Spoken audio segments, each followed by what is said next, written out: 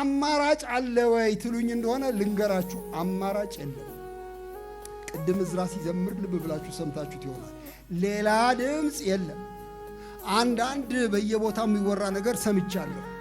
አረ አይደለም፣ የመጨረሻ ድምፅ ኢየሱስ ክርስቶስ አይደለም፣ ሌሎች አሉ ብለው የሚያወሩ ሰዎች እንዳሉ ሰምቻለሁ። ግን ልንገራችሁ አረጋግጬ፣ ሌላ ድምፅ ከሰማይ በታች የለም። እንድንበት ዘንድ የተሰጠ አንድ ስም ብቻ፣ ኢየሱስ ክርስቶስ የሚባል ስሙ የተቀደሰ ይሁን። እንግዲያው ወደ ሌላ አትዙሩ፣ ቀኝ ግራ አትማትሩ፣ እሱን ብቻ በሉና በእግሩ ስር ተደፉ። ምህረት ያደርግላችኋል፣ ሕይወታችሁን ይለውጣል። እናንተ ለአሽከርነት ምናልባት ትጠይቁ ይሆናል፣ እሱ ልጆች ያደርጋችኋል። በጣቱ ቀለበት አርጉለት የሚለው አንዳንድ የነገረ መለኮት ሰዎች ሲተረጉሙ በዚያ ዘመን ልጅ ለመባል አንዱ ምልክት ቀለበት ነው።